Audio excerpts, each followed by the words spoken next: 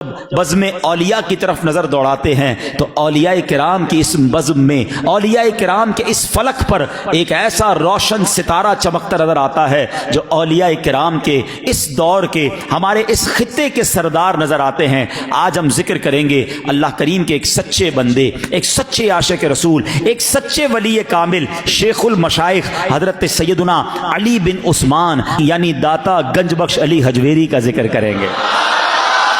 اللہ اکبر۔ یہ اتنی بڑی آواز سے سبحان اللہ بلند ہونا بتا رہا ہے کہ داتا آج بھی لاکھوں کروڑوں کے دلوں میں بستے ہیں۔ ہر عاشق اولیاء میرے داتا سے ضرور پیار کرتا ہے، اور یہ اللہ والوں کی شان ہے۔ ہم نے داتا کو دیکھا نہیں، ہم نے ان کا دور نہیں پایا ہے، ہماری ملاقات نہیں ہوئی ہے، مگر اللہ اپنے پیاروں کی محبت اپنے بندوں کے دلوں میں ڈال دیتا ہے۔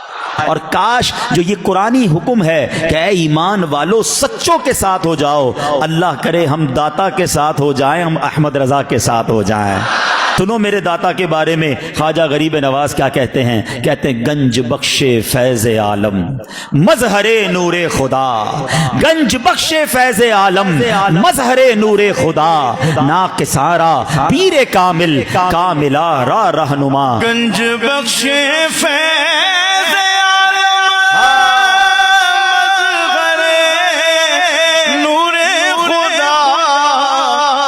گنج بخش فیض عالم مظہر نور خدا، ناقصارا پیر کامل کاملا رہنما۔ داتا حضور رحمت اللہ تعالی علیہ کم و بیش 400 ہجری کو دنیا میں تشریف لائے۔ ٹھیک ہے، اب ذرا سمجھیے گا داتا حضور کتنی پرانی ہستی ہیں، کتنے 100 سال آپ کو بیت چکے ہیں۔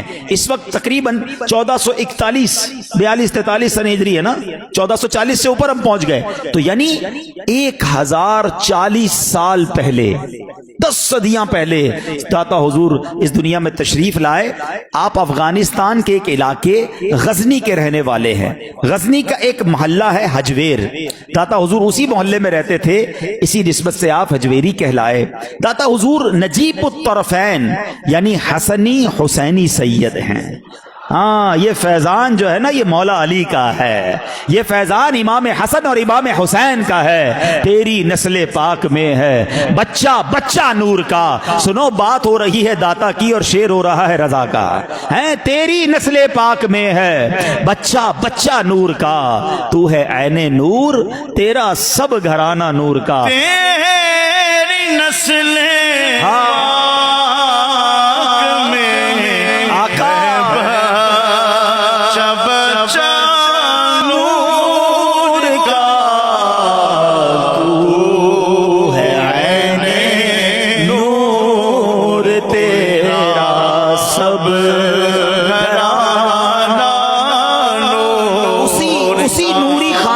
چشم و چراغ ہے میرے داتا حضور۔ آپ ابتدائی سے بڑے نیک پارسا عبادت کرنے والے اور علم دین کا بہت شوق رکھنے والے تھے۔ داتا حضور نے علم دین سیکھنے کے لیے عراق، شام، لبنان، آذربائیجان، خراسان، ترکستان وغیرہ کئی ممالک کا سفر فرمایا۔ اس وقت کے بڑے بڑے علماء اور صوفیاء کرام سے علم دین سیکھا۔ ذرا یہاں رکتا ہوں، داتا سے محبت تو بڑی ہے، مزار داتا صاحب کے مزار پر جانے کا شوق بھی ہے، جانا چاہیے، لیکن کچھ سیکھے بھی تو صحیح نا۔ آپ علم دین سیکھنے کے لیے کتنے ملکوں کا سفر کیا؟ یہ ہوائی جہاز کا سفر نہیں تھا، ٹرین کا سفر نہیں تھا، بسیں نہیں تھیں۔ 1000 ایئرز پہلے، 1000 سال پہلے یہ گھوڑوں پر سفر تھا، یہ اونٹوں پر سفر تھا، یہ مہینوں کا سفر تھا، یہ مشکل سفر تھا، مگر یہ علم دین کا سفر تھا۔ یہ گھومنے پھرنے والا سفر نہیں تھا جو آج کل لوگ بہت گھومنے پھرنے، چلو یار ذرا ٹورزم پہ جاتے ہیں۔ یہ وہ سفر تھا کہ جس میں اللہ کے دین کو سیکھنا تھا، علم دین کو پھیلانا تھا۔ عطا حضور تقریباً 34 سال کی عمر میں اپنے پیر صاحب شیخ ابو الحسن خطلی رحمت اللہ تعالی کے حکم سے لاہور تشریف لائے، یہاں نیکی کی دعوت کو عام کیا، دین اسلام کا پیغام پھیلایا، لوگوں کو قرآن و سنت کی تعلیم دی، اپنے اخلاق سے، کردار سے، کبھی بیانات فرما کر، کبھی کرامات دکھا کر بے شمار غیر مسلموں کو مسلمان کیا۔ جو پہلے مسلمان نہیں تھے انہیں سنتوں کا پیکر بنایا، کئی عالم بنائے، کئی لوگوں کو اپنی تربیت میں رکھ کر ولایت کے بلند مقام پر فائز کر دیا۔ निगाहे वली में वो तासीर देखी, बदलती हजारों की तकदीर देखी। एक और बात सीखने को मिली, दाता हुजूर मजार कहाँ है जरा बताओ? लाहौर में। रहने वाले कहाँ के हैं? अफगानिस्तान के। ये बात जरा सीखा करो।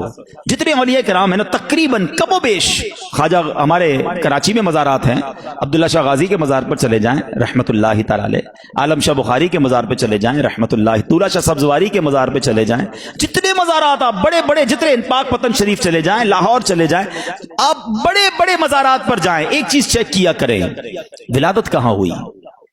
लाहौर में तो पैदा नहीं हुए, अब्दुल्ला शाह गाजी रहमतुल्लाह तआला कराची में तो पैदा नहीं हुए, बाबा फरीद पाक पतन में तो पैदा नहीं हुए, ये इतने बड़े बड़े औलिया किराम पैदा तो कहीं और हुए, फिर यहां क्यों इंतकाल हुआ?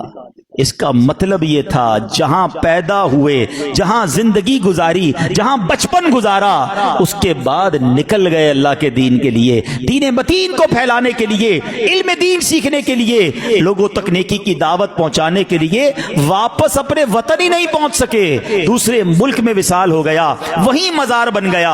हमारा क्या हाल है? अक्सर लोगों का जिधर पैदा हुए उधर ही कब्रें होती हैं। लोग तो कहते हैं हमारा आबाई कब्रिस्तान है, हमारे दादा भी यही हैं, वालिद भी यही, हमने भी आसपास उधर ही किधर जाना है। हमारा तो ज़हन ही नहीं है, हमने तो ज़हन ही ये बना के रखा हुआ है कि भाई अपनी जगह होनी चाहिए।